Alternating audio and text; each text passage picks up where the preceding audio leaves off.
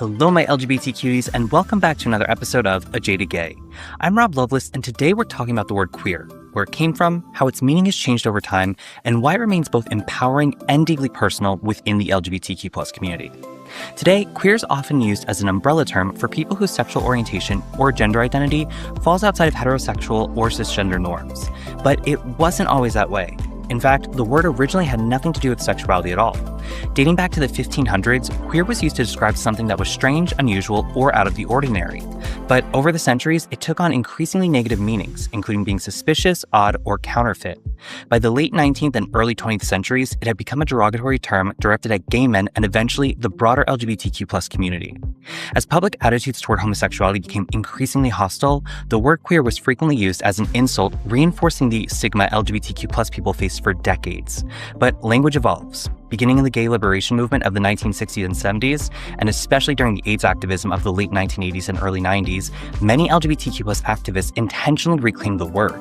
Organizations like Queer Nation embraced it as a symbol of visibility, resistance, and pride, transforming a slur into a statement of empowerment.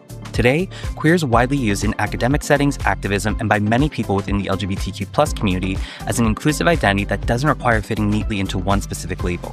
For some, it offers flexibility, but for others, it reflects a rejection of traditional ideas about gender and sexuality altogether. At the same time, it's important to recognize that not everyone is comfortable with the word. Older generations in particular may remember queer primarily as a slur because that's how it was used against them. For many, those experiences are deeply personal and they may choose not to identify with the term at all. And that's why context and respect matter. While many people proudly call themselves queer, it's generally best not to assume someone identifies that way unless they've used the term for themselves. Like many reclaimed words, its meaning can vary depending on who is saying it and how it's being used. Ultimately, the history of queer reflects the broader history of the LGBTQ+ community itself. A word once used to marginalize people has for many become a symbol of resilience, solidarity, and self-definition. But its journey also reminds us that language carries history, and honoring individual preferences is one of the simplest ways we can show respect for one another.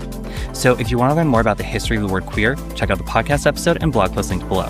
And remember, every day is all we have, so you gotta make your own happiness.